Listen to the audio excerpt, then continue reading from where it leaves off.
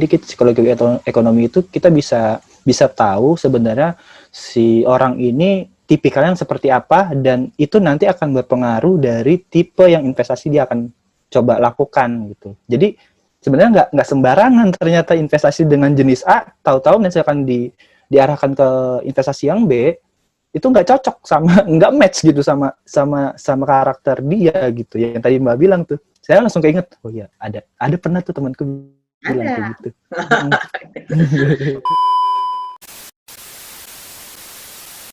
Bismillahirrahmanirrahim. Assalamualaikum warahmatullahi wabarakatuh. Di edisi ngobrol enak kali ini, gue kedatangan, sebenarnya ini prosesnya panjang betul nih, gue bisa nyari ketemu sampai ke Mbak Nisa deh. Soalnya gini teman-teman, ini berawal dari keresahan gue perihal nampaknya gue merasakan gue kebingungan gitu. Gue kebingungan setiap ada pendapatan setiap bulan, kayaknya habis gitu saja gitu. Terus kayaknya uang setiap bulan ini pendapatannya kayaknya hambur-hambur aja gitu, terus nongkrong-nongkrong sana sini, terus ternyata umur udah segini juga gitu, umur udah 27 gitu. Pengen investasi, tapi keinginan itu teman-teman udah gue rasakan dari setahun lalu. Jadi pengen investasi tapi masih ragu-ragu nih, karena nggak tahu nih. Karena sebenarnya kalau kita bicara keinginan investasi itu di kantor atau di tongkronganku, itu Mbak Nisa, itu sebenarnya ada keinginan tapi bingung maksudnya arahnya kemana, terus harus seperti apa, terus uangnya harus dikemanakan. Kita tuh mini informasi. Nah teman-teman, ini malam yang buatku, luar biasa banget ini kedatangan Mbak Nisa. Oke, ini teman-teman, kita kayaknya. Udah, ini aku udah nulis buku di sini. Udah, kayaknya informasinya udah pasti mantap ini, tidak mungkin ini lagi nih. Kuliah nih kita ya. Iya. Ya, teman-teman ini ada udah lama ya nggak live ya, Mbak Nisa ya? Dulu saya pernah dosen juga. Oh, gitu. Nah, ini teman-teman, kita kedatangan Mbak Nisa Hidayati. Mbak Nisa Hidayati ini background-nya adalah perencana keuangan. Nah, nanti bilang teman-teman, apa sih Mas Gian perencana keuangan itu? Ya biar nanti Mbak Nisa yang jelasin sendiri sebenarnya tugas dan tupoksi perencanaan dari seorang perencana keuangan itu seperti apa. Dan yang aku lihat juga Mbak Nisa ini co-founder dari Three Color of Money, terus co-founder juga dari komunitas peduli masa depan. Jadi sebelum masuk ke investasi nih Mbak, itu sebenarnya sebelum masuk ke investasi ya, saya penasaran nih, kok ada certified financial planner? Itu berarti kan Mbak kan mengikuti kurs dulu kan sebelum mendapatkan titel certified financial planner ini kan, berarti kan? Betul sekali. Oh, jadi bukan sembarang orang dong ini dia sebenarnya. Wah, iniannya juga itu apa namanya? Kalau di Indonesia masih dikit banget, dan emang ujiannya juga luar biasa. Dulu pas angkatan saya yang ujian, kayaknya yang lulus juga nggak banyak deh. Oh gitu, susah Mbak ya? Hitungnya luar biasa. Aduh, tolong Mbak diceritain ke teman-teman Mbak Nisa ini siapa dan pekerjaannya tuh apa sebagai tupoksi perencana keuangan tuh ngapain biasanya? Gitu. Oke. Terima kasih Mas, saya panggilnya kayaknya nama gaulnya Mas Gibut ya? Iya, Gian Budiono sama teman-teman biasa Bang Gibut, Mas Gibut gitu kalau di kantor manggilnya. Aku panggil Bang Gibut aja ya, Bang Gibut. Oke. Ya, kalau Mas dirinya Bang Gibut nanya saya ini siapa dan gimana, saya sih sama ya, manusia juga seperti Bang Gibut. Mata dua, tangan dua, kaki dua, sama sih. Alhamdulillahnya kita masih sama ya. Cuman memang profesinya aja yang beda dikit ya, gitu, dari Bang Gibut. Kalau ditanya soal perencana keuangan, sebetulnya memang zaman dulu banget tuh sedikit ya orang yang untuk ini perencana keuangan gitu. Jadi bahkan waktu dulu, saya sempat dulu sekolah ambil jenjang lebih lanjut lagi pada waktu itu di negara di Inggris. Nah waktu itu di sana mereka udah ini banget, literate banget gitu, udah apa namanya ya, melek banget lah ya keuangan. Saya sama teman-teman kuliah S2 saya gitu, Yang umur-umurnya mereka waktu itu sama seperti Bang Gibut, umurnya pada umur 27 gitu, tapi udah pada luar biasa melek-melek banget gitu. Oh, udah pada melek-melek banget ya, Mbak. Padahal di sini kayaknya jarang yang umurku melek-melek Itu perihal mengelola keuangan gitu. jadi jauh banget ya antara negara kita gitu sama negara Heeh. sono ya gitu kan. Heeh. Peran Karus ini. Jadi pas pulang ke Indonesia tuh emang punya visi misi bahwa aduh pengen banget deh bisa meningkatkan literasi masyarakat Indonesia gitu. Khususnya bahkan yang syariah ya, karena kan saya lebih ke syariah. Nah, jadi Yap. karena emang saya sendiri ngerasain sih Bang Gibut. Jadi waktu dulu zaman dahulu kala pun ketika saya dulu kuliah, waktu kuliah itu saya udah berpenghasilan, jadi punya kerjaan. Namanya juga anak kuliahan ya, kan bisa ngapain. Apa gitu. aja jadi duit. Apa aja jadi duit gitu. Apalagi waktu bebas kan. Iya, bener. Nah itu waktu itu saya cukup beruntung sebetulnya ya Bang Gibut bahwa saya punya orang tua, ayah saya khususnya memang sudah sangat tahu banget produk-produk keuangan. Gitu ya. Oh, oke. Sekitar hampir mau tahun 2000-an lah ya, hampir itu ayah saya udah minta saya untuk kamu tuh kalau punya uang walaupun udah kuliah, punya income tuh lumayan gitu kan. Itu kamu diinvestasi, udah disuruh ngomongin reksadana waktu itu udah sama ayah saya. Waduh. Orang tua saya tidak ada bicara seperti itu ke saya. Terus bengong-bengong ya, apaan tuh reksadana, anak kuliahan lagi kan gitu. Iya. Ingat banget zaman dulu bacanya dari koran, ya Allah, dari koran kan. Nah, jadi memang perkembangannya di dulu sama sekarang dibilang kemelekan masyarakat Indonesia untuk merencanakan keuangan itu masih pergerakannya memang dikit banget. Iya benar tuh, benar. Betul ya kan. Jadi waktu lagi zaman saya ya, kalau zaman dulu saya kuliah, saya nanya teman kuliah, lu punya reksadana nggak? Apaan tuh Cak? Benda apa itu? Tahun 2000. Pada bingung gitu, itu apaan gitu. Iya Mbak, karena kan biasanya kalau seumuranku gini kan kita kan sudah diberikan pengetahuan paling tidak yang kalau buatku ya ini kan misalnya pemikiran misalnya konvensional yang bilang, nak kamu itu harus investasi tanah, nak kamu ini harus investasi emas, nak kamu ini harus menabung. Paling di sekitaran itu aja. Padahal kalau kita baca produk-produk untuk mengelola keuangan itu banyak banget. Nah ini yang miss menurutku di usiaku dan di teman-temanku baik di perkantoran, di tongkrongan atau di saudara-saudaraku.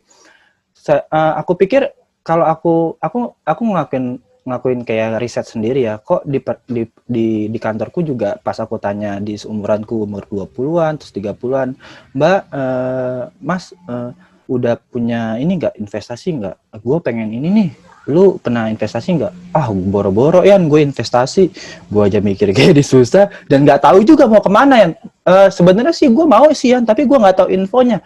Dan itu udah coba itu di perkantoran tuh. Misalnya kita geser lagi ke, biasakan kita punya geng-geng teman kuliah atau teman SMA gitu ya. Iya, geng-geng teman SMA atau kuliah. Terus selalu nongkrong, Bang Gibut, kenapa?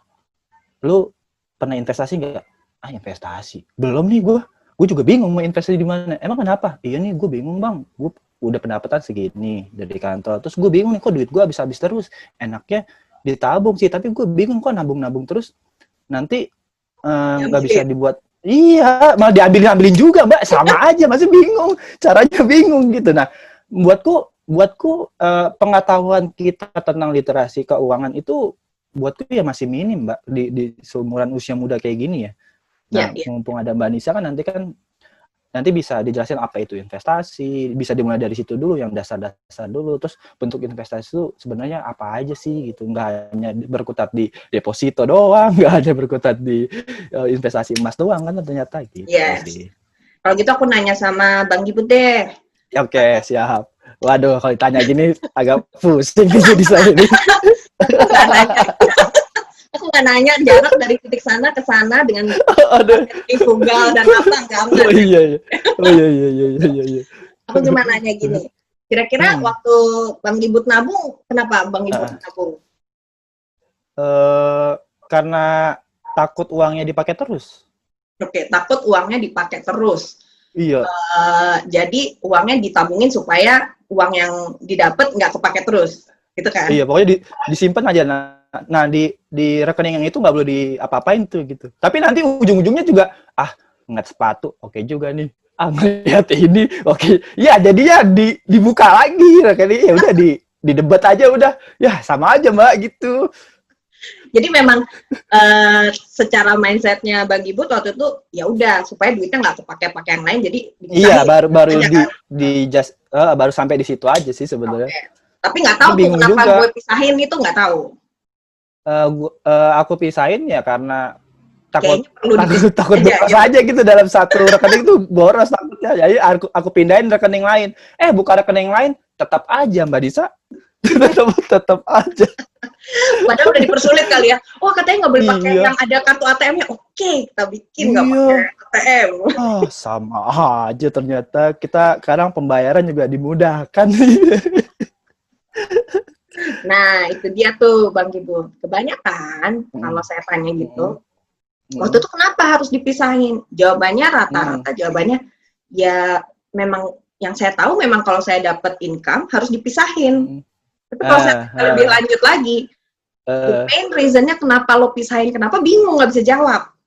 Iya bener tuh. Tanya nih, Bang Gibut dapat misalnya 20 juta gitu. Terus gue harus menyisihkan 5 juta. Udah disisihin udah cerdas menyisihkan 5 juta. Pas bulan pertama gue sisihkan 5 juta gitu kan. Bulan kedua oke, kayaknya pengeluaran banyak nih, 2 juta aja kayaknya. Setidaknya gue ada sisihkan. Udah kece, seneng lihat nih gue ada 7 juta nih denian gue. Bulan ketiga, aduh, banyak tragedi. Ya, gue putus lah kali misalnya. Kan kalau yang baper-baper mungkin mau pastir apalah, ngajak temennya nongkrong dan segala macam. Iya dong, pasti dong. Iya dong. Nggak bisa, that's okay. Gue masih ada 7 juta gitu. Bulan keempat mulai kan, aduh, ambil nih. Aku udah ketawa-tawa aja, ini pasti ujungnya kayak gini nih. Nah, nggak apa-apa, maksudnya gini. Kalau misalnya soal dia tanya, kenapa sih Mbak susah banget gitu, gue udah berniat baik dan mulia, gue tahu gue harus menyisihkan. Nah, justru the main reasonnya kenapa akhirnya diambilin, itu karena nggak tahu kenapa harus disisihkan. Nggak ada tujuannya. Iya. Kamu tuh mau nyisihin mau buat apa? Bener. Beda. Kalau misalnya Bang Gibut gini, aku mau ngajak, jadinya sudah menikah kan? Ya. Baru lamaran, Mbak Nisa. Oh, baru lamaran. Okay. Tunangan ya, tunangan. Iya, tunangan. Misalnya adalah, oke, ini tunangan, kemudian menikah, insya Allah pandemi nggak ada, mau honeymoon, misal gitu kan. Iya, oke. Terus, tapi honeymoonnya nggak langsung habis nikah deh, setahun habis nikah. Berarti kan ada tujuan. Oh, gue 12 bulan kemudian dari tanggal pernikahan gue mau honeymoon. Honeymoonnya mau kemana? Ngobrol kan tuh. Saya kita honeymoon mau kemana nih? Oh, kayaknya ke Bangkok kali ya, shopping. Aduh. Gitu. Aduh.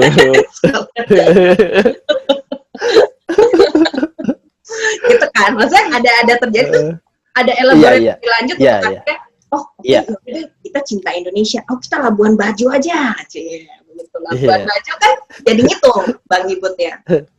Iya, ngitung tuh. Oh, gue butuh tiket pesawat. Oh, gue butuh ini.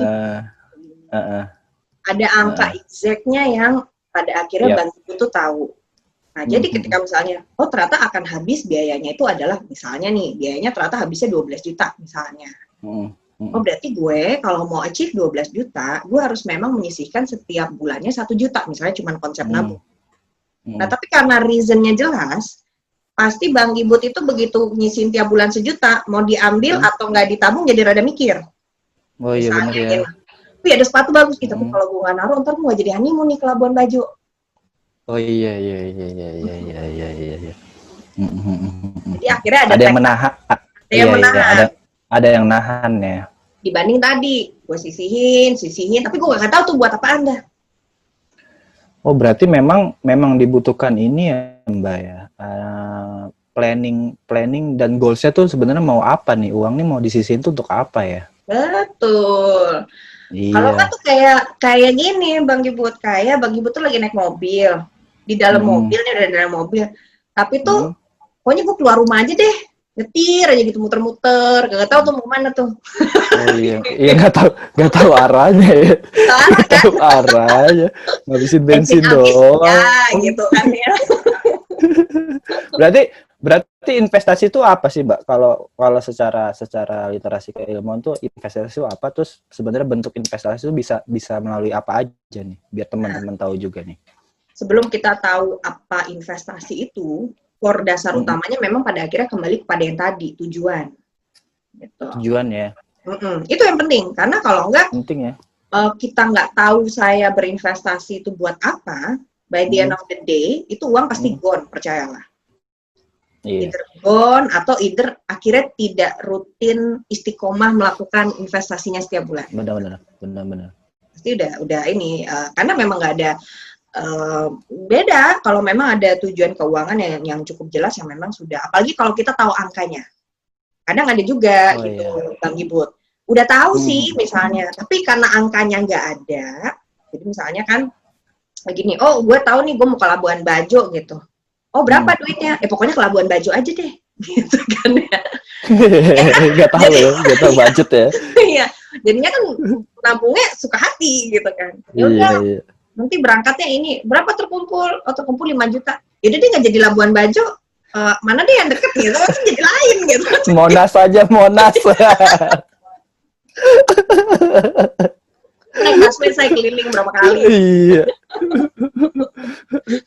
Tapi makannya hotel bintang 5 sih. Iya, sama aja dong. Nah itu, jadi kalau bicara soal investasi, Bang Gibut, saya selalu bilangnya gitu, sebelum pada akhirnya memulai berinvestasi, memang benar-benar harus jelas ini saya mau investasi buat apa. Paling gampang tuh saya selalu bilangnya, apa ya Mbak? Bingung ya Mbak? Apa ya? Nah itu biasanya saya kasih singkatan, namanya tuh SMART. Itu SMART. SMART, S itu spesifik, gitu kan. Spesifik, jelas, kamu nih mau berinvestasi, mau tujuannya apa? Misalnya satu, oh memang saya mau buat DP rumah, misal. Terus, oh saya memang mau memberangkatkan haji ayah dan ibu saya. Nah, itu ada spesifik gitu kan. Lalu yang keduanya tuh M itu adalah measurable, bisa diukur. Oh berangkat haji orang tua itu bisa diukur kan, mau berapa rupiah, mau ONH plus atau mau haji biasa atau bagaimana gitu. Jadi ada yang bisa diukurnya. Kemudian A itu attainable.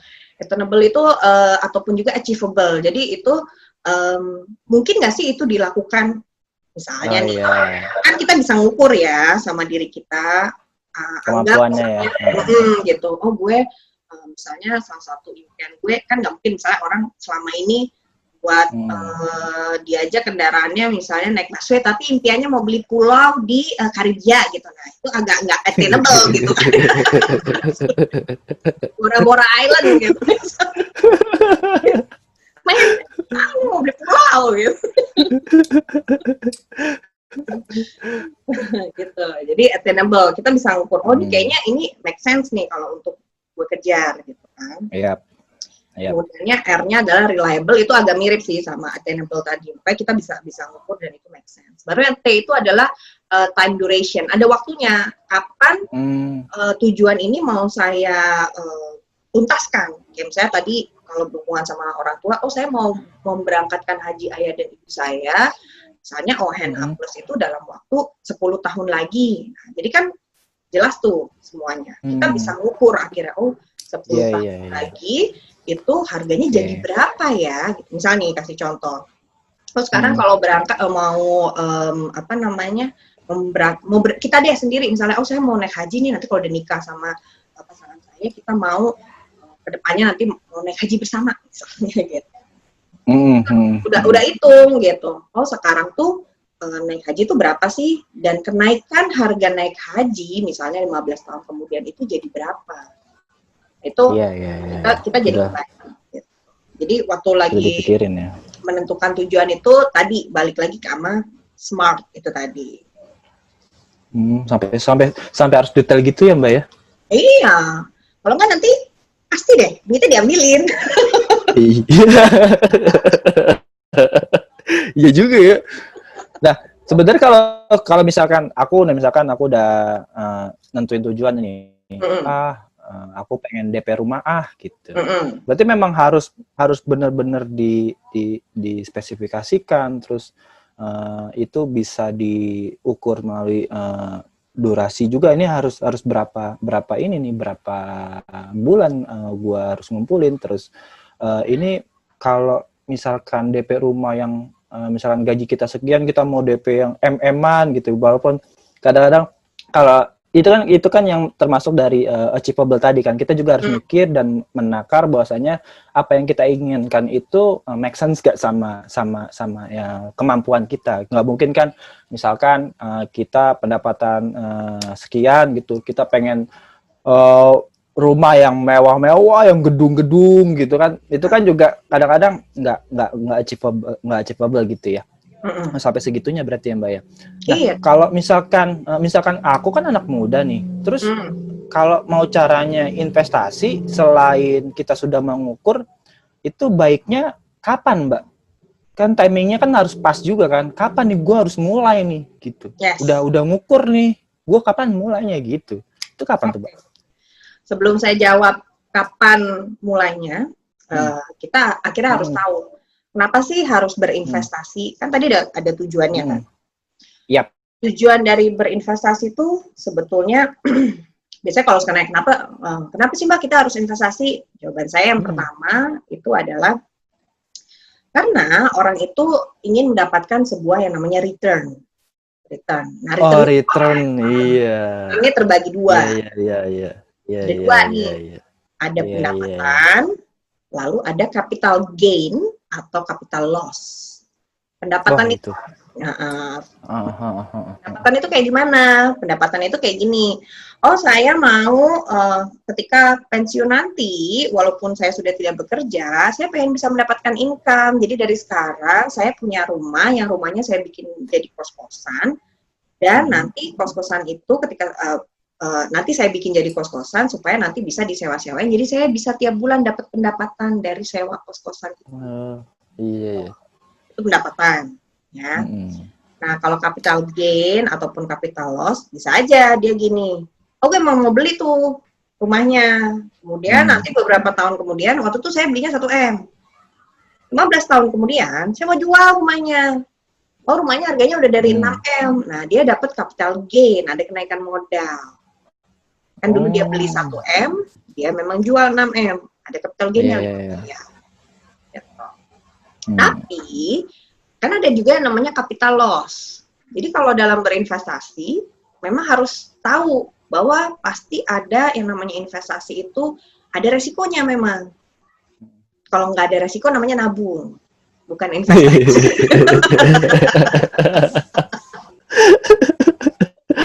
Iya. Jadi memang itu dua hal berbeda antara menabung dan berinvestasi. Iya, beda ya. Beda. Jadi contoh capital loss misalnya gini, udah dibeli tuh rumahnya tadi, dia mau jual ya kan, ternyata yang dulu kontrak di situ bunuh diri di rumah itu. Kok dijual kagak laku-laku, itu rumah hantu, ada yang bunuh diri di situ. Berarti memang kalau kita bicara investasi itu beda ya Mbak sama menabung ya. Karena kalau investasi itu kita juga harus mikirin mitigasi resikonya ya. Seberapa misalkan kita investasi ke sini, pasti itu resikonya kan berbeda-beda kan. Misalkan kita investasi ke sini, resikonya juga beda-beda kan pasti kan. Ya, betul. Jadi memang harus disadari bahwa berinvestasi itu pasti ada resikonya. Itu dulu. Karena orang kadang, orang Indonesia nih senangnya gini gitu. Berinvestasi, tapi pokoknya cuan terus. Baru aku pengen ngomong, maunya enak terus. Geng cuan tak, gitu kan. Aduh. Paling sering tuh dapat pertanyaan, lagi, Mbak, kira-kira apa Mbak investasi, returnnya gede, aman. Iya, pengennya enak aja ya Mbak ya. Terus, kira-kira tau nggak jawaban saya apa? Apa Mbak? Jawaban saya, kalaupun ada, saya nggak mau kasih tahu sama kamu, mending buat saya.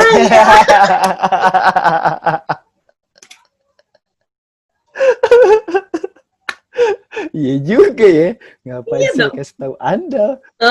Udah investasi gede, returnnya gede, nggak Returnnya gede, resiko, gitu kan. resikonya kecil, returnnya besar ya. Jadi pokoknya memang harus secara mindset sadar bahwa kalau Yap. berinvestasi pasti ada resiko yang mengikuti. Gitu. Iya, iya, iya, iya. Oke, Jadi oke. jangan Nah, selalu kalau kayak mau cuan-cuan ah, tadi. Oke, silakan. nah, nah, kalau kita sudah goalsnya sudah dapat, terus kita paham bahwasanya berinvestasi itu ada risiko-risiko yang harus kita pikirkan. Terus kita mau bicara ini nih, Mbak. Aku kan udah baca-baca, terus nampaknya ada satu produk keuangan yaitu yang tadi Mbak bilang reksadana. Mm-mm. Nah, aku ada keinginan tuh Mbak, aku ada keinginan berinvestasi di situ. Nah, Mhm. reksadana tuh bentuknya sebenarnya apa sih Mbak? Reksadana tuh Nah, teman-temanku juga banyak yang nanya tahu Mbak. Bang Gian pernah nggak pakai reksadana? Ih boro-boro gua nggak tahu reksadana gitu. betul aja tuyul gitu. tapi tapi itu kedengeran banget di orang-orang finance gitu, orang-orang finance itu kan memang paham mungkin ya, udah yang di reksadana aja. Oh iya Mbak, reksadana itu apa Mbak? Ya kayak produk keuangan gitu, lo bisa invest di sana, nanti ada berbagai macam dengan berbagai besaran resiko masing-masing investasinya. Mm-mm. Oh, aku sih, oh iya aja dulu, karena belum tahu kan produknya gimana. Nah kebetulan ada Mbak Nisa, dengan aku langsung tanya aja deh. Reksadana tuh apa sih Mbak? Oke.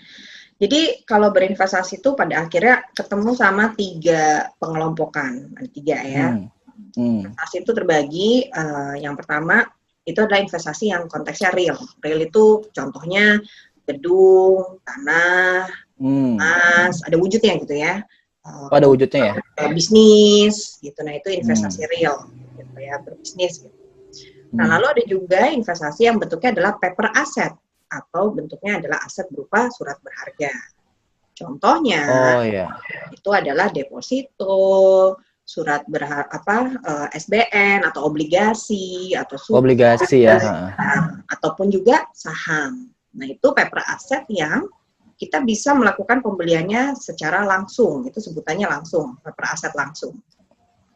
Satu lagi yang terakhir, itu paper asset juga, tapi tidak langsung, dan itu adalah reksadana. Dari ketiga ini apa yang membedakan Mbak? Maksudnya kalau kita bicara investasi real, terus investasi paper asset langsung, terus investasi paper asset tidak langsung, ini apa yang membedakan Mbak?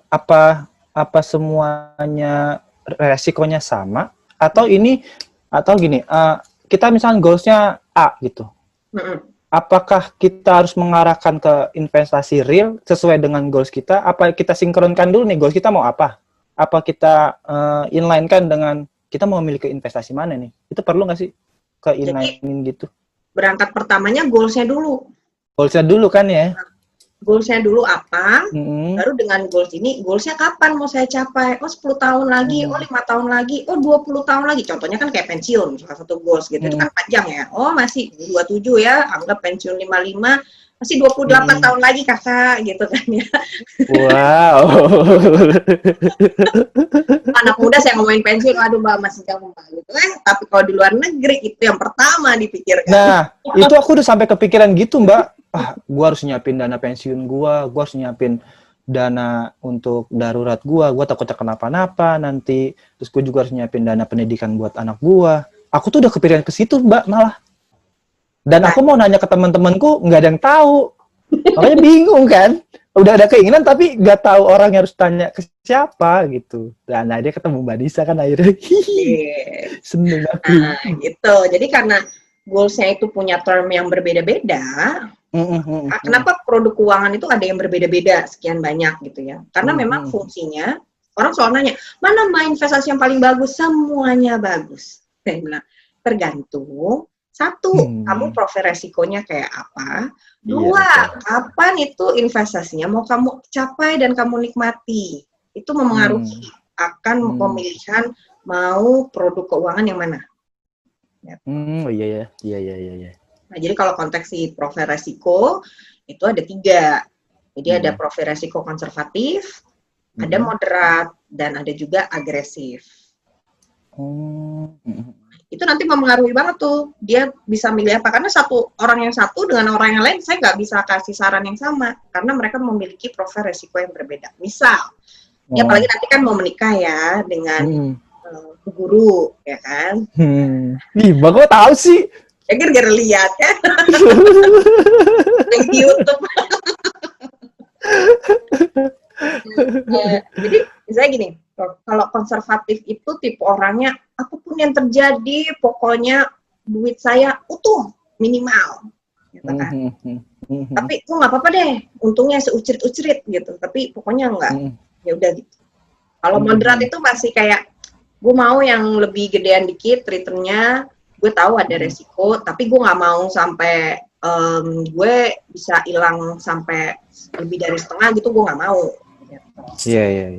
Ada juga orang yang agresif, emang dia, gue nggak apa-apa nih produk-produk yang memang resikonya tinggi karena gue tahu bahwa returnnya besar ya, dapetnya besar, tapi gue juga masih bisa terima walaupun dia lagi loss gitu ya sekian X, nggak apa-apa, masih buat nanti. Nah itu buat orang nggak bisa, misalnya saya bilang gitu kan, oh buat kamu nih yang cocoknya tuh ternyata adalah misalnya nih ya, cocoknya tuh adalah emas, tapi ternyata orang ini tuh agresif gitu. Nah mbak, emas mah gitu aja, gue nggak apa-apa masih terima. Oh ya udah nggak apa-apa, kamu bisa saham, mulai belajar saham, atau kamu bisa reksadana saham gitu. Tapi ada juga orang yang konservatif banget gitu kan ya, dia pokoknya ditaruh di reksadana saham, mbak ini kok turun mbak hari ini gitu kan. Ditanyain mulu, diyakin mulu. Oh iya tuh, bener-bener itu karakter orang juga mempengaruhi ini ya, mempengaruhi kita akan mengarahkan investasi itu kemana ya. Iya benar juga sih Mbak. Ada orang yang agresif, ada orang yang nggak agresif. Itu mempengaruhi sebenarnya investasi kita akan arahnya kemana ya. Iya benar tuh. Jadi profil resiko itu harus disesuaikan. Nah, nanti Mas Gibut yang tahu sendiri kan, Bang Gibut tahu mana, oh gue ini orangnya yang, sebenarnya ada questionnaire-nya ya Bang Gibut gitu ya. Ada pertanyaannya yang diisi, gue tuh apa profil resiko gue. Nanti kalau ngisi reksadana ada tuh soalnya. Oh gitu. Soalnya aku pernah diskus sama temanku yang lulusan ekonomi.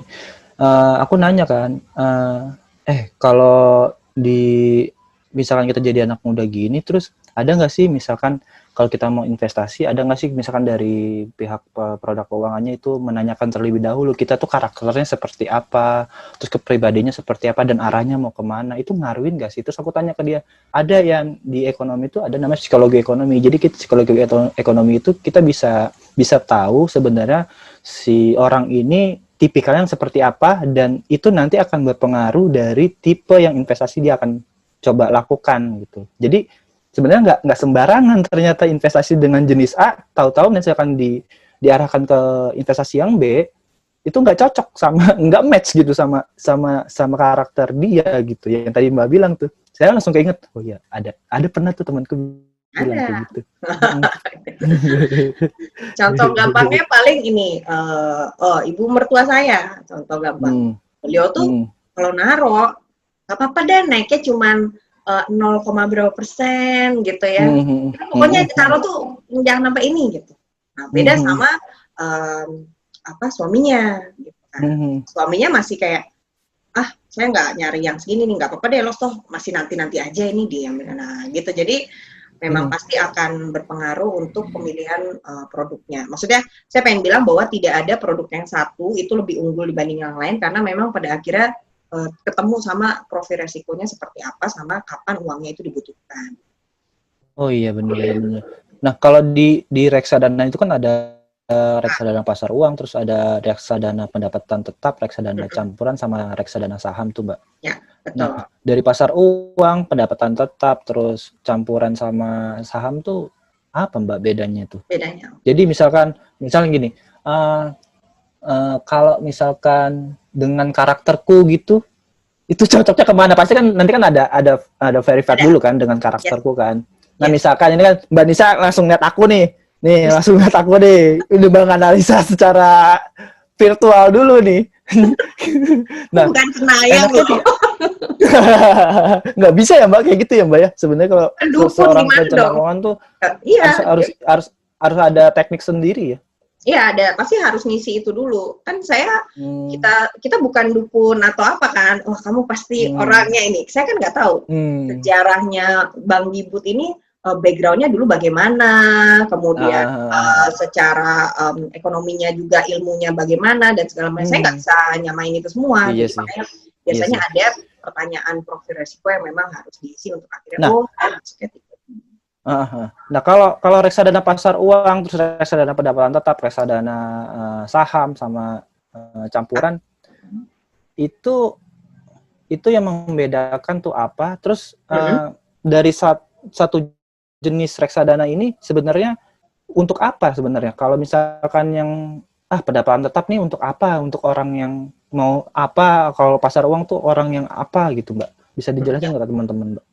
Pasti semuanya buat orang waras ya. Nah, Iya, iya dong. Betul dong.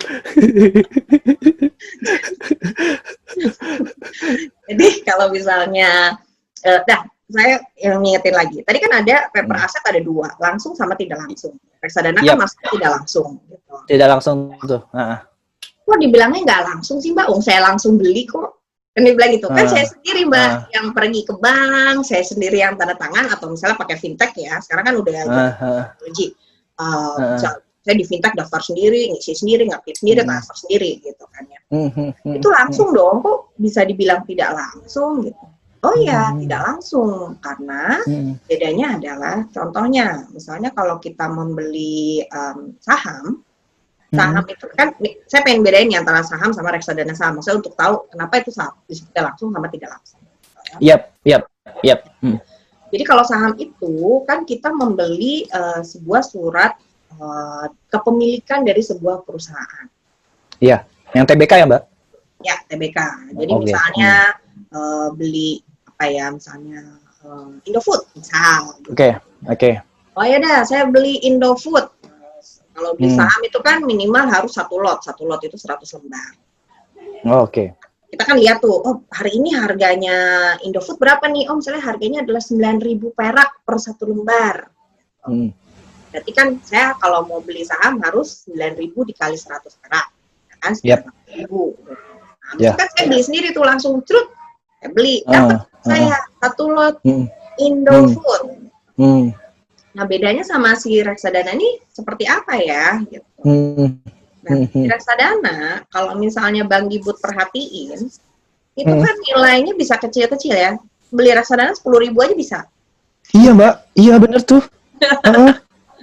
Kok bisa ya? Bisa, gitu kan? 50.000 bisa, 100.000 Iya. bisa, gitu. Heeh. Nah, tapi bayangkan kalau misalnya ternyata kekuatan saya nggak bisa nih beli Indofood sendirian 900.000. Duit gue Iya. nggak ada nih 900.000, gue cuma punya 50.000 men, gitu. Tapi gue Iya, pengen iya, iya, iya, iya. Indofood, gitu. Iya, iya, iya, iya. Gimana caranya, gitu. Nah, makanya kalau dalam bahasa Inggrisnya reksadana itu mutual fund, gitu kan. Kenapa disebutnya mutual fund? Karena itu dana yang saling menguntungkan satu sama lain. Maksudnya kita tuh ngumpulin dana rame-rame. Jadi gue punya 50.000, Bang Ibu punya 50.000. Dan teman-teman Bang Ibu lain, teman-teman saya semua punya 50.000. Terkumpullah itu 50.000 dari kita semua itu seharga misalnya 100 juta. Nah, 100 juta gue jadi bisa beli Indofood dong. Jadi kalau sendirian 50.000 Indofood kagak bisa, men, kagak bisa, harus 900.000. Iya, I see. Nah, jadi ini sebetulnya reksadana itu adalah kumpulan uang dari berbagai orang dikumpulin. Nah, terus yang beli siapa? Nah, yang beli itu jadi ada yang namanya manajer investasi. Nah, itu dia. Ada manajer investasinya kalau di reksadana ya. Itu yang bakal dia ngatur kan? Ya, Mbak? Yes. Aku so tau banget. Beberapa bab dibaca bagi Bud. Nah, jadi ada yang mikirnya, ada yang namanya manajer investasi yang menentukan, nih gue ada duit nih 100 juta. Dia yang nentuin, oh gue mau beli Indofitnya sekian persen lotnya. Oh gue mau beli saham Telkomnya sekian persen. Gue mau beli ini sekian persen. Ada orang yang mengelola itu. Ya.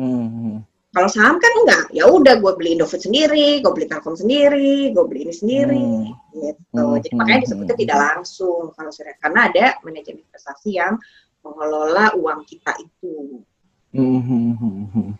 Oh, aku mikirnya kalau saham itu kan high risk high return ya Mbak.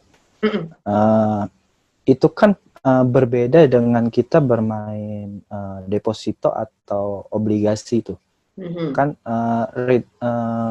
resikonya kan mungkin nggak sebesar kita bermain saham kan. Nah, itu sebenarnya misalkan kita mau memasukkan pendapatan kita sebagian untuk di deposito atau di obligasi gitu. Nah, itu resikonya kan kecil, Mbak. Jadi misalkan resiko kita kecil itu, apakah kita harus besar secara investasi atau memang kalau resiko kecil ya udah kita main aman aja gitu.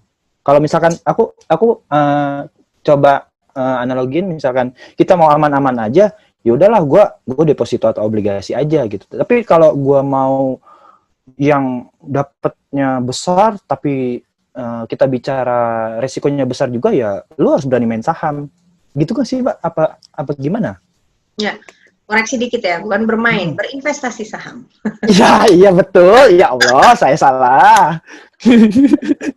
Soalnya dianggapnya kayaknya mainin gitu, padahal sebenarnya saham kan jual beli ya, trading. Oh iya bener Mbak, aduh saya salah dong. Ya nggak apa-apa, kalau semua orang juga masih sering bilangnya gitu kok, bermain gitu kan, mainin saham gitu. Wah, iya. padahal kita trading. Jadi memang ketika seseorang sudah memutuskan, oke, gue kayaknya memang secara resiko gue nggak bisa untuk saham, gue akan pilih yang lebih aman. Misalnya pada akhirnya dia menggunakan obligasi atau menggunakan deposito. Misalnya kan tadi balik ke tujuannya. Iya. Oke. Pasti. Tujuannya itu adalah misalnya ternyata, oh gue tujuannya, saya misalnya nanti udah punya anak gitu ya. Oh tujuannya memang gue mau buat uang pangkal anak gue masuk TK, gitu kan. Dalam misalnya di 5 tahun lagi. Gitu.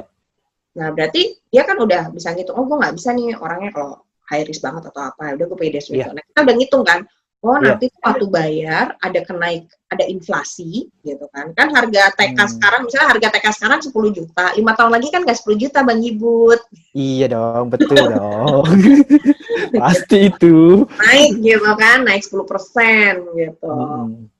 Akhirnya karena dia udah naik, kita udah bisa ngitung, oh ya udah, berarti ternyata gue nanti butuh di masa 5 tahun lagi butuh angkanya tuh jadi 15 juta. Nah kita harus hitung kalau saya taruh di deposito berapa yang harus saya sisihkan. Memang pasti jadi gede, pasti jadi gede. Benar. Cuman karena dia sudah tahu bahwa keyakinan dirinya adalah enggak kok, gue udah pilihnya yang ini, gak apa-apa gede. Gue akan justify pengeluaran gue yang lain, gak apa-apa yang ini gue revisi, gue mungkin nongkrongnya gue kurangi misalnya gitu ya. Karena gue tahu gue gak akan bisa achieve kalau angkanya gak segitu. Itu akan ngaruh. Itu juga mempengaruhi ya. Nah, kita ambil satu spesifik aja, misalkan ada anak muda yang pengen goals-nya adalah ngumpulin uang untuk DP rumah. Yes. Itu harusnya investasinya kemana tuh, Mbak? Nah, pertanyaan pertamanya, kira-kira mau rumahnya mau kapan DP-nya? Oh iya. Balik lagi ke situ. Balik ke smart. Ya kita ambil contoh misalkan 2 tahun gitu. Kita 2 tahun lagi kita mau DP rumah gitu. Ya 2 tahun lagi DP rumah. Nah, dilihat nih, kan kalau misalnya mau DP rumah berarti nantinya akan ada mencicil rumahnya kan menjadi sebuah KPR. Oh iya, harus mikir ke situ juga ya. Nah, untuk keuangan yang sehat itu rasio cicilan kita terhadap income itu sebaiknya tidak boleh lebih dari 30%. Nah itu aku pernah dengar tuh. 30%. Jadi kalau seseorang ada income-nya 10 juta, so kalau dia mau melakukan sebuah cicilan yang produktif, itu maksimal adalah 3 juta, 30% dari si 10 juta. So by the end of the day, dia kalau mau melakukan sebuah cicilan rumahnya yang 3 juta kalau bisa. Gitu. Mm. Nah, berangkat dari cicilan rumah yang 3 juta kan kita bisa tahu ya, oh mana sih rumah yang cicilannya 3 juta, oh rumah yang harga sekian X, misalnya gitu kan. Oh, berarti cara ngakarnya itu berarti bukan dari DP-nya, berarti dari seberapa mampu kita untuk bayar angsuran. Nanti kita cari angsuran DP rumah yang itu dengan misalkan aku mau dari gajiku yang tadi 10 juta, berarti aku harus nyisihin 3 juta itu yang angsuran itu. Berarti aku cari rumah yang angsuran 3 juta. Nah, yang 3 juta ini DP-nya berapa nih? Nah, itu igosku berarti ya. Iya, karena kalau misalnya nih kita misalnya DP-nya memang bisa sanggup besar, tapi ternyata cicilannya juga besar tuh nanti 5 juta, 50% dari income. Wah, itu ketar-ketir tuh nanti kalau udah floating rate. Kan biasanya suka flat rate-nya cuma dikasih 3 sampai 5 tahun doang. Habis itu kan floating ya kalau yang enggak syariah kan, yang modelnya gitu. Nah, ternyata lebih dari itu tambah deg-degan. Belum nanti pas menikah terus punya anak, terus pengeluaran anak tambah inian. Wah. Nah itu Mbak. Nah ini nih aku mau ngomong nih. Nah di circleku kebanyakan kan nikah muda nih kebanyakan. Nikah muda. Terus sudah mulai bingung nih ketika sudah ada anak satu. Terus pendidikan anak harus dipikirin juga. Terus sementara lifestyle dari si anak mudanya pun masih tinggi. Terus dia ada keinginan mau DP rumah, itu kan dia nggak tahu nih sebenarnya dari semua ini gue tuh harus menatanya tuh dari apa dulu. Yang tadi misalkan aku tarik ke belakang, berarti yang harus ditarik sama teman-teman tuh lu goalsnya tuh mau apa dulu, goalsnya mau apa, habis itu nanti kemampuan lu itu seberapa. Nah habis kemampuan nanti sebenarnya ini mau diarahkan kemana, misalkan mau berinvestasi untuk pendidikan si anak, iya nanti ada hitung-hitungannya sendiri berarti kan. Ada. Nah masalahnya Mbak gini Mbak, Apa? Masalahnya kita sudah terlanjur banyak sekali pengeluaran gitu. Kayak misalkan Mbak Disa bilang bagusnya 30% dari gaji, tapi ternyata saya lihat di circle anak-anak muda, tidak 30%, ternyata hampir 50% sudah disikat semua gitu. Jadi pas akhir bulan habis gajian, 2 hari udah habis lagi, 3 hari udah tinggal segini lagi. Gitu Mbak, anak muda tuh. Jadi bingung kadang. Sekarang balikin lagi, mau gitu-gitu aja. Sampai tua, itu nanti kalau udah sampai tua nggak bisa kerja, nggak punya investasi, mau hidup pakai apa? Nah, tolong teman-teman dengerin Mbak Disa nih. Tolong. Ya benar juga sih. Kalau saya suka bilang gini, emang kamu mau jadi sandwich generation, gitu ya? Udah sering dengar kan pasti istilah sandwich generation? Iya. Ya, nah maksudnya kalau kamu hanya mikirin sekarang aja gitu, oh ya udah nggak apa-apa sih, gue baik-baik aja. Banyak anak muda, tapi gue kayaknya baik-baik aja Mbak, gue bisa bayar ini. Tapi ketika saya balik nanya, kamu udah punya aset apa dari income kamu? Baru deh krik. Nggak ada Mbak, gitu. Iya. Itu betul. Tapi kalau kamu udah tua, apa yang bisa kamu ini kan untuk sebagai aset kamu utilize untuk membiayai hidup kamu ketika sudah tua. Kamu nyuruh anakmu bayarin, mama, papa bayarin dong ini. Nggak maju-maju nanti. Gitu. Oke, berarti benang merahnya adalah kalau kita mau milih investasi, kita harus tahu dulu kita goalsnya seperti apa, terus karakter kita juga harus dilihat juga ya Mbak ya. Oke, itu perihal investasi sudah, terus perihal kita bicara reksadana juga teman-teman sudah sedikit paham. Nah, aku misalkan tambahin boleh nggak? Oke, siap. Tadi kan aku belum jawab ya pertanyaannya Bang Gibut, apa bedanya reksadana pasar uang, pendapatan tetap, campuran sama-sama. Jadi sebetulnya reksadana ini adalah produk turunan. Jadi tadi kan saya udah bilang adalah ada produk-produk yang kita paper asetnya langsung, ya kan? Ada obligasi, deposito dan lain sebagainya. Reksadana pasar uang itu sebetulnya isinya adalah produk-produk deposito juga, atau surat utang jangka pendek yang kurang dari 1 tahun. Iya. Cuman orang suka nanya, terus gue ngapain beli reksadana Mbak kalau gue bisa beli deposito juga? Sekarang gue tanya, lo pergi ke bank, lo mau naruh tuh deposito 10 juta doang, 5 juta deh, 5 juta doang, 5 juta. Pasti kan ada returnnya, oh returnnya yang 5 juta sekian X, kan ada Iya, labelnya. betul itu. Betul sekali. Karena kalau di reksadana kan duitnya bisa aja 500 juta. Kumpulannya 500, manajer Iya. investasinya. Iya, Ini iya. nanti bisa nego gitu. Ini gue ada 500 juta nih ya. Gue aslinya lo returnnya sekian X ya. Gitu. Dia punya negotiable lebih gitu kalau pada akhirnya angkanya tuh lebih besar. Kalau reksadana pendapatan tetap, isinya sebetulnya obligasi-obligasi juga gitu. Biasanya dia Obligasi ya. 70%. Iya. Ya, kalau yang reksadana pendapatan tetap syariah isinya sukuk gitu kan. Jadi Yep. isinya sebetulnya 70% sampai 80% dari reksadana pendapatan tetap itu adalah biasanya adalah bisa obligasi korporat ataupun juga obligasi pemerintah juga bisa gitu ya. Oh, Jadi, pemerintah juga bisa ya? bisa juga. Dia beli dalam bulk besar gitu kan. Iya. Nah, ya bisa aja gitu.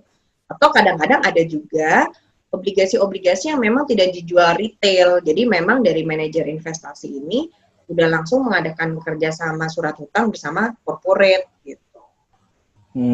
Isinya ya sama ya obligasi juga, tapi misalnya 80% obligasi, 20% misalnya seperti deposito gitu. Ada gitunya juga.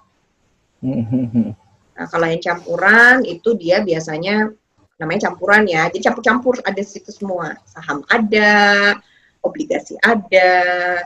Gitu. Oh, itu bedanya ya. Cuman dia tinggal ngatur komposisi persennya. Oh, mungkin sahamnya dia ada 50%, obligasinya 40%. Gitu. Iya.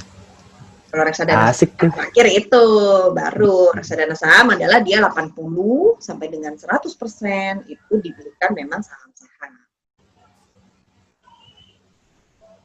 Begitu bedanya. Nah, itu teman-teman bedanya tuh. Jadi gak usah nanya-nanya lagi kan. Ini udah sama ahlinya langsung. Kalau nanya ke gue lu gak akan tahu. Nah, itu kan udah dijelasin Mbak perihal jenisnya reksadana. Nah, kalau Mbak Anissa kan seorang perencana keuangan nih. Aku pengen tahu nih skin in the game-nya si Mbak Anissa ini seorang perencana keuangan tuh kalau ngatur uang tuh pendapatannya tuh sebulan tuh ini kan gue untuk ini nih. Gue untuk ini nih. Biar misalkan kita ada gambaran gitu, Mbak. Mungkin ada yang setipe dengan Mbak Anissa nih. Oh, Mbak Nisa aja kayak gitu, gue bisa gitu. Iya. Dimana kan seorang perencana keuangan ngatur keuangannya sendiri. Tidak mungkin dong seorang perencana keuangan tidak bisa mengatur keuangannya sendiri. Ini relate sama three colors of money sebetulnya. Oke. Jadi kalau saya dari dulu ini juga sih karena juga ayah saya adalah orang yang selalu bilang hidup itu pokoknya memang harus untuk sedekah gitu ya. Jadi ketika kita dapat sebuah income, memang yang utamanya kita harus melakukan charity. Yep. Kalau misalnya di Muslim kan biasanya ada angka 2,5%. Kalau misalnya non Muslim ada yang perpuluhan gitu kan. Beda. Jadi kalau di saya sendiri itu saya pelan-pelan. Dulu waktu masih single ya, saya masih di 2,5%. Ketika saya mulai menikah, saya naikin di 5 gitu. Karena saya bilang gini, kalau jadi umat Muslim jangan cuma 2,5% terus, harusnya sedekahnya naik gitu. Iya. Nah, itu benar tuh. Jadi kalau saya ke suami saya, itu kita setahun sekali saya kasih laporan sama dia. Sayang, kita untuk pos sedekah kita itu ada kenaikan sekian persen dari tahun lalu tuh segini. Jadi kita memang set goals juga gitu. Iya. Jadi pertama dapat, potong buat charity dulu, jebret. Berkah juga sih. Iya betul. Itu yang orang tua aku bilang tuh, jangan takut buat kayak yang perihal gitu-gituan gitu. Jadi emang udah ketanam dari kecil sampai sekarang juga ya emang udah jatahnya segitu, kalau bisa lebihin dan lebih bagus gitu. Itu mah udah kalau orang Betawi bilang itu kudu gitu, nggak boleh enggak gitu. Suami saya orang Betawi tuh. Gitu. Nah, jadi dari 100% income itu memang akhirnya 10% adalah untuk charity. Sisanya kan 90% ya, Bang Gibut ya. Yap. Dari 90% ini kan memang ada kebutuhan yang kita harus kita keluarkan saat ini juga. Ya biaya makan, biaya listrik, parkir, segala macam. Memang kita keluarin. Nah, itu saya suka bilangnya itu adalah uang merah. Jadi kan Uang merah tuh, Mbak? Itu adalah uang merah.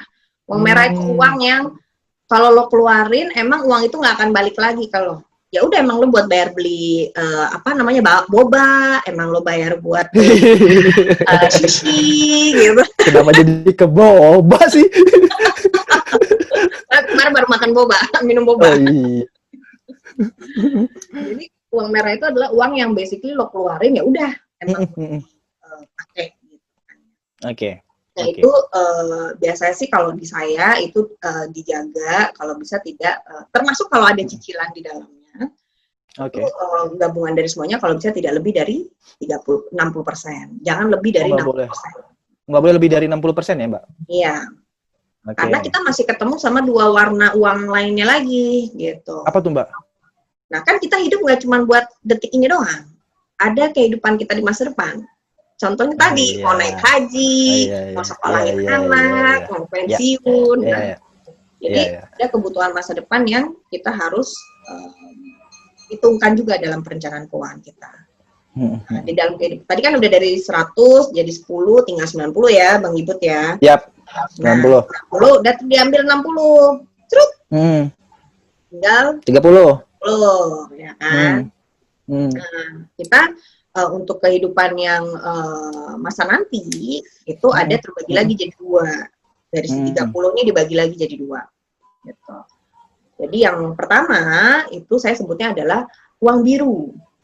Gitu. Uang biru tuh. Tadi uang merah, sekarang uang biru tuh. Uang biru. Oke. Nah, si biru ini ya memang kenapa saya sebutnya sih yang pertama tuh uang merah karena kan kalau di rupiah kita yang merah tuh yang paling gede kan rupiahnya ya. Iya dong, iya dong. Orang paling banyak keluarin gitu kan demi mendapatkan kenikmatan. Nah ini biru nih lebih kecil ya kan nominalnya dari si uang merah ya kan. Iya. Mata uang. Bagus nih analoginya nih, mantap. Nah si uang biru ini kita mau ketika dia keluar dari dompet kita, keluar dari rekening kita, dia nggak keluar gitu aja. Tapi they're gonna come back to me dengan membawa teman-teman dia yang lain. Nah itulah yang disebut dengan investasi. Gitu. Iya. Itu sebaiknya, kalau tadi kan maksimal 60% tuh yang merah. Yep. Kalau biru, ini tuh minimal 20%. Gitu. Kan ada sisa nih, si 10%. Yap. Nah, 10% ini uang hijau yang paling dikit nominalnya. Waduh, ada lagi nih warnanya nih hijau nih. Nah, buat kebutuhan masa depan juga. Cuman gini, bedanya kalau uang biru itu tadi hubungannya sama tujuan finansial, sama yang tadi hubungannya sama smart tadi ya. Yap. Jadi ada impian di dalamnya. Oh, ada impian kita menyekolahkan anak saya, ada impiannya. Kita bisa visualisasi gitu. Yep. Uang hijau itu adalah uang yang mana kita sebetulnya tidak ingin uang hijau ini situasinya terjadi. Jadi kita dalam menjalani hidup emang kita bisa tentuin ya, oh nanti bakal ada corona ya. Kita kan iya tuh. Bener. Kok jadi iya bener. Nggak, ada corona, ternyata bisnis jadi ini, ternyata dipecat, ternyata income-nya turun sampai 50% gitu kan ya. Yang dagang omsetnya jadi turun dan lain sebagainya. Jadi dalam merencanakan kehidupan kita tahu akan ada situasi yang we never know what's gonna happen, tapi bisa aja terjadi. Gitu, walaupun kita nggak tahu. Nah, jadi yang uang hijau ini terbagi lagi 2 sebetulnya. Uang hijau ini memang cuma 10% ya. Tadi kan udah tinggal sisa 10%. Itu tuh minimal 10. Minimal 10%. Jadi kalau uang merahnya bisa 40% atau 45%, kita bisa gedein si biru dong untuk investasi. Kita gedein juga. Jadi itu yang idealnya yang dilakukan. Nah, si si uang hijau ini contohnya ada dua, adalah yang pertama tadi soal dana darurat, Oh iya, tuh dana darurat. ya kan? Nggak pernah Dana darurat, kepikiran tuh sama heeh. anak muda dana darurat. Relate banget itu, asli. Dana darurat tuh apa sih? Karena suka ada yang nanya gitu kan, apa dana darurat tuh apa sih Mbak misalnya? Ya kan tadi kita we never know. Misal nih, lo punya laptop gitu, lo kerja pakai laptop lo. Ternyata laptopnya kesenggol gitu, jatuh, retak, rusak. Emang lo rencanakan itu laptopnya jatuh, rusak, ya kan? Gitu. Tapi gue perlu beli laptop baru nih kalau gue nggak bisa kerja gitu. Nah, kan bisa aja terjadi situasi seperti itu. Karena kalau dana darurat tuh ada rumusnya Bang Gibut. Iya Mbak, ada rumusnya juga dana darurat. Ada. Gimana tuh? Gimana, boleh dikasih tahu nggak? Terbagi menjadi 4 klasifikasi. Yang pertama, klasifikasi yang khusus single and available, nggak punya tanggungan. Contohnya apa sih Mbak? Emang ada orang single punya tanggungan? Iya ada, jangan sedih. Ada klien saya, dia single, dia tapi membiayai orang tuanya. Kalau dia nggak dikasih orang iya benar. Dia juga membiayai adiknya itu kuliah. Gitu. Berarti dia adalah orang single tapi dia punya tanggungan. Kalau single and available nggak ada tanggungan, ya udah duitnya buat dia aja, gitu kan? Iya. Kalau orang single and available itu sebaiknya punya dana daruratnya itu adalah minimal banget 3 bulan kali pengeluaran penting. Gitu ya. Nah kalau ditanya balik nih nanti pengeluaran penting apa ya Mbak ya gitu. Nah itu kalau yang nggak ada itu kamu mati, gue jawabnya. Emang lo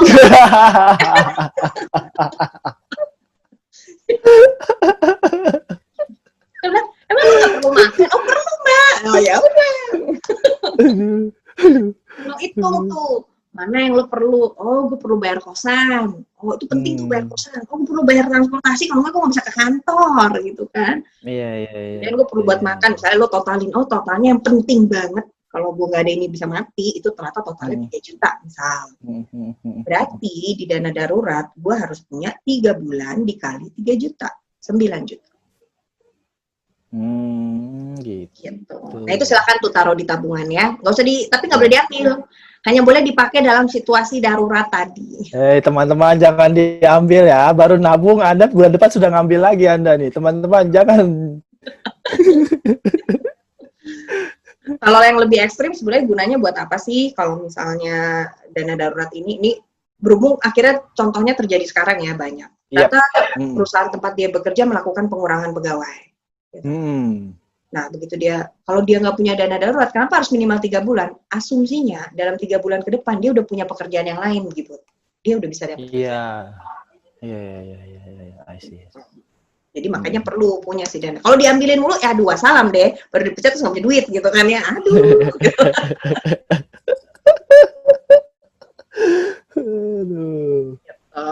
Nah kalau yang nanti Bang Ibut kan ntar mau menikah. Nah kalau sudah menikah, kalau single and punya tanggungan itu minimal 6 bulan. 6 bulan ya? Kalau sudah menikah, belum ada anak, itu minimal juga 6 bulan. Kemudian kalau menikah sudah punya anak 1, itu minimal 9 bulan, idealnya 12 bulan. Oh gitu. Ilmunya banyak banget nih dari Mbak Nisa nih. Iya. Pasti teman-teman yang nonton, pasti sambil nonton nih sambil nyatet pasti nanti. Sambil nonton nih videoku nih sambil nyatet. Sama kayak aku. Harus bikin kuis ya nanti multiple choice gitu. Kahut. Berarti yang merah, biru, hijau itu udah semua ya Mbak ya? Udah Mbak Nisa jelasin ya? Ketinggalan 1 yang hijau. Tadi kan ada 2. Yang tadi sama dana darurat, ya kan? Itu adalah yang kita nggak bisa predik, tapi kita dalam kondisi kalau di dana darurat itu kondisi kita sehat. Kita sehat, kita baik-baik aja, cuman lagi kena situasi. Oke. Iya. Nah, satunya lagi itu adalah dana darurat konteksnya kalau ternyata kita sakit dan kita butuh uang. Nah, itu relatednya memang dia sama asuransi kalau di situ. Jadi kalau orang nanya sama saya saya kalau misalnya harus punya asuransi, harus punya apa gitu, paling dasar, harus punya asuransi kesehatan. Soalnya kalau lo sakit dan harus segera butuh tindakan operasi, kalau lo nggak punya asuransi, pasti lo ngambil dari duit tabungan lo dong, jatuhnya. Iya. Atau misalnya ternyata sudah menikah, kemudian suami istri, punya anak, yang kerja suaminya doang. Suaminya meninggal, istrinya nggak kerja, nggak punya penghasilan gitu kan. Nah, dari mana nih duitnya membiayai anak dan juga dirinya gitu. Jadi harus punya pencari nafkah itu harus punya asuransi jiwa gitu. Iya. Nih Mbak, sebelum ke pertanyaan terakhir. Yes. Pernah nggak sih Mbak dapat klien sesuai dengan pengalaman yang aku ceritain tadi? Dia anak muda nih, memang tipikalnya seperti ini nih. Alah Yan, gue udah pernah dapet tuh klien kayak gitu. Pernah nggak sih Mbak dapetin klien kayak gitu? Ada, dapat. Oh ada. Macam. Ada. Anak muda juga banyak kayak kliennya. Banyak. Sebenarnya permasalahan intinya apa sih Mbak dari anak-anak muda tuh bingung untuk mengelola keuangan sebenarnya dari keseluruhan anak muda nih sebenarnya yang itu lagi sebenarnya itu lagi tuh apa? Masalahnya Karena tuh nggak apa? punya tujuan keuangan, udah gitu doang. Itu doang ya Mbak ya? Itu doang. Dia nggak tahu kenapa harus nabung dan kenapa angkanya harus sekian. Beda kalau misalnya gini tadi, oh gue udah tahu nih, ternyata kalau misalnya gue mau, misalnya nih ya, mau buat pendidikan anak, ada inflasinya nih, ada kenaikan harga. Oh, kenaikan harga jadi 20 juta. Nah, kalau dia udah tahu, terus dia ngitung ya, oh berarti gue harus investasi, misalnya di reksadana, oh gue harus investasi 760.000 ya, gitu. Kalau dia udah tahu exact number-nya, dia kan pasti nggak akan hilaf dong untuk nggak melakukan investasi 760. Kalau anak gue kagak sekolah, men, gitu. Iya, bener tuh, bener, iya sih. Aduh, kenapa nggak kepikiran ya dari dulu? Iya benar. Ya lebih karena nggak ada blueprintnya aja, nggak ada GPS-nya lah. Karena nggak ada GPS, kayak tadi naik mobil, puter-puter aja, pokoknya senang, terus. But dia nggak membawa diri dia kemana-mana juga pada akhirnya. Iya karena itu yang akan menahan ketika kita mau melakukan sesuatu hal yang di luar aturan goals kita, misalkan ini untuk asuransi pendidikan atau ini untuk investasi pendidikan 700.000 sebulan. Itu bagus juga nih sepatu nih. Gue pakai dulu gitu. Nah, kalau kita mikir lagi kan, ya nanti kalau uangnya dipakai nanti anak gua sekolah gimana ya. Jadi memang ada harus blueprint-nya dulu ya di otak tuh. Jadi kita tuh takut, Mbak. Kayak ngerasa takut sendiri gitu. Nah, itu yang nggak ada tuh sebenarnya tuh. Aduh, kenapa nggak dari dulu sih gituin. Jadi kesal sendiri sama diri sendiri. Tapi udah way step ahead lah kalau Bang Gibut. Iya sih. Kita kan udah ngobrol. Bahkan tadi Bang Gibut sempat tanya, jadi kapan sih Mbak saya harus melakukan investasi gitu kan? Kalau saya ditanya gitu, jawabannya adalah sekarang. Iya dong. Saya tunggu lagi dong. Oke, Mbak, ini kan udah mau hampir 1 jam nih. Ih, luar biasa loh. Udah mau 1 jam gak kerasa. Terakhir nih, Mbak. Yes. Sebelum aku menutup obrolan kita ini, dari tadi itu kan kita udah diskusiin panjang lebar tuh. Ada nggak sih Mbak yang belum aku tanyain atau kelewat gitu yang sebenarnya itu poin-poin penting atau informasi penting untuk teman-teman yang nonton gitu, tapi belum sempat aku tanyain ke Mbak Nisa. Oke. Jadi kalau memang berbicara soal perencanaan keuangan, kalau misalnya saya kategorikan 2 aja deh. Yep. Kalau untuk yang masih single, itu kadang memang suka bingung karena kan memang aku masih banyak mau Mbak gitu, mau ini. Iya tuh, bener, aduh. Misalnya lagi gak ada corona nih, aduh Mbak aku pengen nonton konser ini, aku pengen itu, pengen apa. Aduh, itu anak muda banget, ya Allah, relate sekali. Saya bilang nggak apa-apa. Kalau kamu memang mau melakukan itu dan kamu sudah tahu konsekuensinya, oh iya, that's okay. Gue pergi nonton konser dan segala macamnya, tapi pada akhirnya gue nggak punya aset, ya udah nggak apa-apa. Kan lo sendiri yang menentukan itu. Iya. Nah, kalau yang sudah nantinya menikah, kalau saya sih pesannya adalah lebih bisa membangun financial intimacy. Jadi sebaiknya dari awal tuh terbuka mengenai keuangan sama pasangannya. Jadi itu penting tuh, ya? Iya, harus ngobrol bareng, harus kita nih keuangan rumah tangga kita mau gimana nih, kita mau goalsnya apa, itu harus ngobrol bareng tuh gitu. Supaya nanti bisa kerjasama antar suami istri untuk memenuhi goals-goals tersebut. Jadi pembicaranya enak gitu. Oh kita harus adjust apa nih sayang, oh kita adjust. Jadi suami istri bisa saling bantu. Saya misalnya nih, contohnya istrinya memang nggak kerja, emang ngurusin rumah dan lain sebagainya. Terus, tapi terjadi sebuah diskusi keuangan terbuka dengan suaminya. Kita mau supaya misalnya rumah nih nanti mau direnov gitu kan, ini rumah bocor-bocor mulu misalnya kan, oh ya udah kita harus nyisi ini sekian X supaya nanti kita punya dana darurat kalau ternyata memang kita mau renovasi si rumah ini. Iya. Nah kalau itu kan ada perbincangan gitu, istri juga jadi bisa kayak, yaudah aku bisa bantu apa nih sayang, supaya akhirnya kita bisa achieve nih, oh nanti apa ya saya, gue bantu deh supaya nanti anak-anak gak banyak jajan, gue banyak bikinin masakan rumah misal. Jadi nanti dari sisi suami, aku juga deh, aku misalnya mengurangi penggunaan mobil, aku campur sama transportasi umum. Nah kalau ada pembicaraan gitu kan gak saling seuzon suami istri, kayaknya gue doang yang kurang, dia enggak, nah itu kan jadi lebih enak. Iya ya, karena biasanya yang bikin berantem tuh kadang-kadang faktor uang. Bener.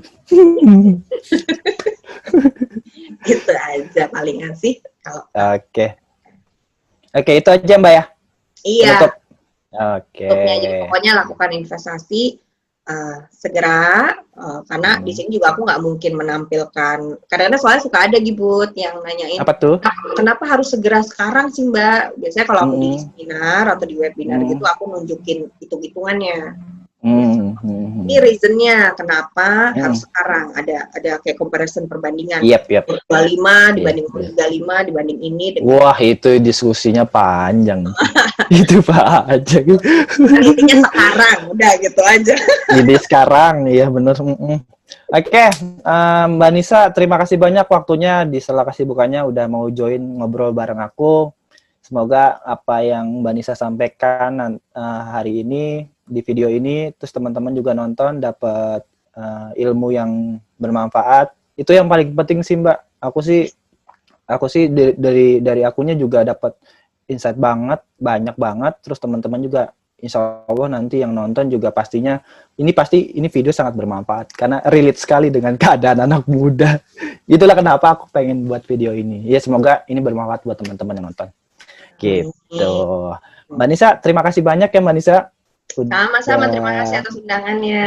Iya, jangan bosen-bosen ya Mbak kalau ngobrol sama aku. Boleh, WA ya. Oke, nanti kalau aku ada nanya, aku save nomor Mbak Nisa, udah kok. Yes, silakan. Oke, Mbak Nisa, itu saja. Terima kasih teman-teman yang sudah menonton. Semoga apa yang disampaikan oleh Mbak Nisa dan di video konten ini bermanfaat untuk kita semua.